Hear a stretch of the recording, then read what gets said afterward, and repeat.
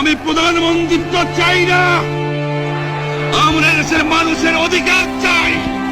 1975 সালে 15ই আগস্ট ইতিহাসের নিম্নতম ঘটনার পরিবারসহ প্রাণ হারায় বাংলাদেশের স্বাধীন সংগ্রাম নেতা ও তৎকালীন রাষ্ট্রপতি বঙ্গবন্ধু শেখ মুজিবুর রহমান।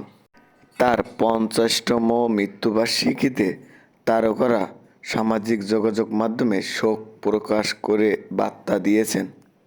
শুক্রবার দুপুরে ঢাকাইয়া চলচ্চিত্রের শীর্ষ তারকার শাকিব খান নিজের ফেসবুক পেজে বঙ্গবন্ধুর ছবি প্রকাশ করে লিখেছেন, শোকবহ দিনের বিনয় ও শ্রদ্ধা।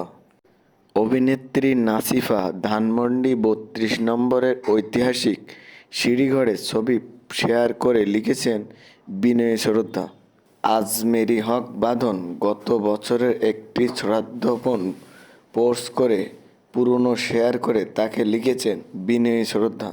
অভিনেত্রী আশরাফ খান বঙ্গবন্ধুর ছবি পোস্ট করে লিখেছেন, 7 কোটি জনতা, হে বঙ্গজননী, রেখেছ বাঙালি করে মানুষ করনি। কবিগুরু তোমার কথা আজ মিথ্যা প্রমাণিত হয়েছে, আমরা বাঙালি আজ মানুষ হয়েছি। অভিনেত্রী ইরফান সাজ্জাদ পোস্টে লিখেছেন, আমি কোনো দল করি না, 71-এর শেখ মুজিবু কখনো মিথ্যা নয়।